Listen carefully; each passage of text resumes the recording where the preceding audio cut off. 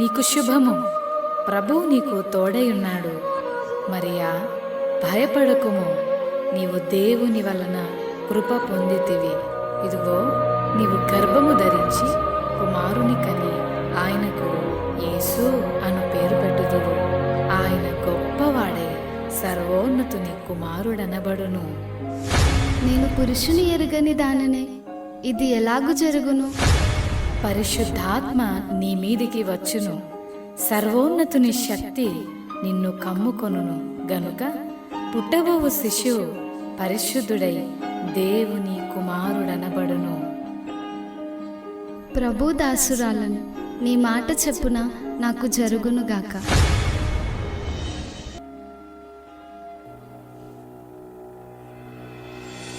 ఆమె భర్త అయిన యోసేపు నీతిమంతుడై ఉండి ఆమెను అవమానపరచనొల్లక రహస్యముగా ఆమెను విడనాడనుద్దేశించాను. అతడు ఈ సంగతులను గూర్చి ఆలోచన చేయుచుండగా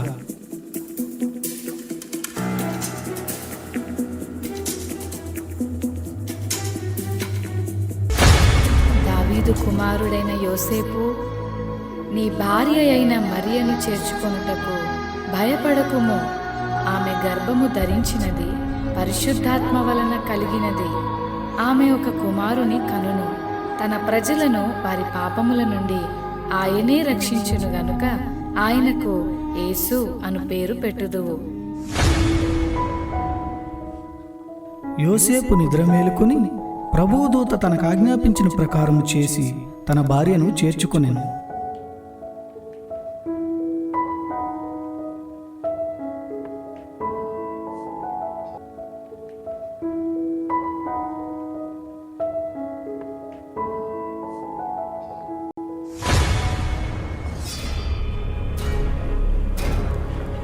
ఇందు మూలముగా 50 మంది ప్రజలకు తెలియజేయని ఏమనగా, ప్రజా సంఖ్య రాయవలనని కైసర్ ఆగుస్తూ నిర్ణయించడం వలన ప్రజలంతా తమ తమ స్వగ్రామాలకు వెళ్ళి ప్రజా సంఖ్య రాయించుకోవాల్సిందిగా తెలియజేయడమైనది. అహో!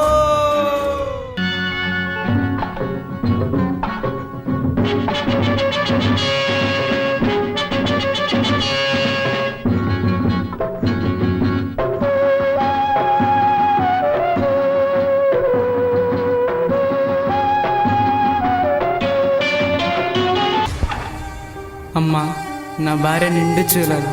మీ ఇంట్లో కొంచెం స్థలం ఇస్తారా? క్షమించండి అయ్యా, మేమే చాలా మంది ఉన్నాం. మా ఇంట్లో మీకు స్థలం లేదు.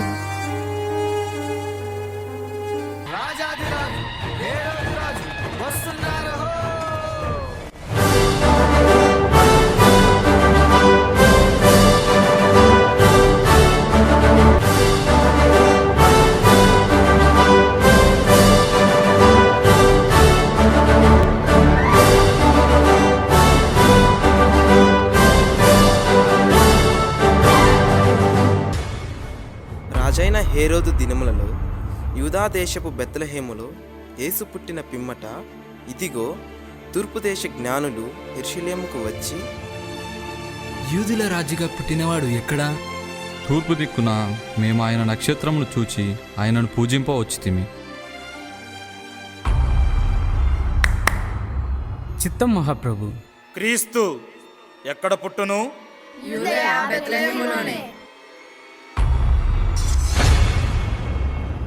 సరే, మీరు వెళ్ళి ఆ శిశువు విషయమై జాగ్రత్తగా తెలుసుకొనగానే నేను వచ్చి ఆయనను పూజించినట్లు నాకు వర్తమానము తెండి.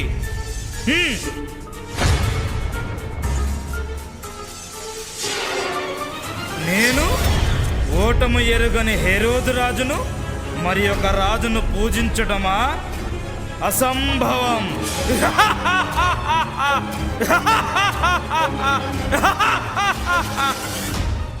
ఆ దేశంలో కొందరు గొర్రెల కాపరులు పొలంలో ఉండి రాత్రివేళ తమ మందను కాచుకొని చుండగా, ఈరేషా, ఈ చలి చంపేస్తుందిరా. ఈ చలికి గొర్రెలెట్ చేత ఏట్రా మళ్ళీ ఈరేషా? ఏం చెప్పనురా మల్లేసా, ఈ చలికి మనల్ని కాసుకోవడం పెద్ద బాధగా ఉంటే గొర్రెలు కూడా గాయాలేంట్రా? భయపడకుడి, ఇదిగో, ప్రజలందరికీ కలుగబో మహా సంతోషకరమైన సువర్తమానము నేను మీకు తెలియజేయుచున్నాను. దావీదు పట్టణమందు నేడు రక్షకుడు మీ కొరకు పుట్టియున్నాడు. ఈయన ప్రభు అయిన క్రీస్తు. దానికిదే మీ కానవాలు.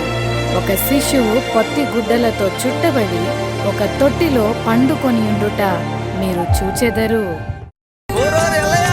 మన కోసమే బెత్లెహేంలో యేసయ్య పుట్టాడంట. అవునరా మల్లన్న, బెత్లెహేంలో మన కోసం యేసయ్య పుట్టాడంట్రా. రండ్రా రండి, ఎలా రండ్రా. త్వరగా వెళ్ళి యేసయ్యని చూద్దాం. పదండ్రా పదండ్రా బాబు, పదండ్రా.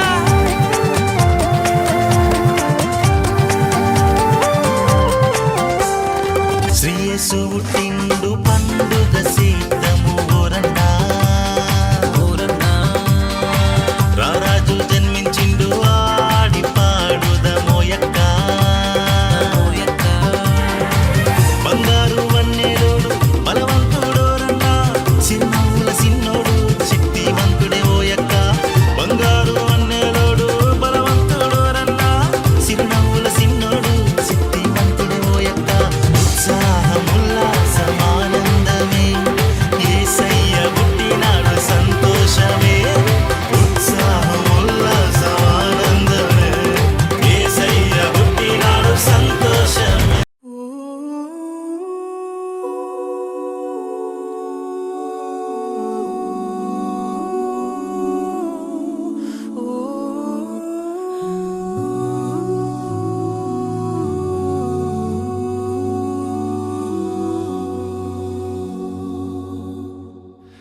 Mary, did you know that your baby boy would one day walk on water? Mary, did you know that your baby boy would save our sons and daughters? Did you know that your baby boy has come to make you new? చూశారు కదా మిత్రులారా, చీకటి లోకంలో పాపమనే బంధకాలతో అపవాది చేతుల్లో బందీలుగా ఉన్న ప్రతి మానవుని రక్షించుటకు దేవాతి దేవుడు ఈ లోకానికి ఎన్నో గ్రహాలు, ఖండాలు, దేశాలు దాటుకుంటూ పాపంలో కూరుకుపోయిన నిన్ను రక్షించడానికి తన ఏకైక ప్రియ కుమారుడైన యేసయ్యను మానవునిగా ఈ భూమిపై నీ కొరకు పంపాడు. నిజ క్రిస్మస్ ఆనందం విందు వినోదాల్లో లేదు కాని నీ హృదయంలో క్రీస్తు ఉండటమే నిజమైన క్రిస్మస్. ఈ నిజ క్రిస్మస్ ఆనందం నీవు కూడా పొందుకోవాలనే ఈ మా చిన్ని ప్రయత్నం. నిజ క్రిస్మస్ ఆనందం పొందుకున్న వీరు ఆ ఆనందమును మనతో పంచుకుంటున్నారు. తార వెలిసింది, ఆ నింగిలో ధరణి మురిసింది,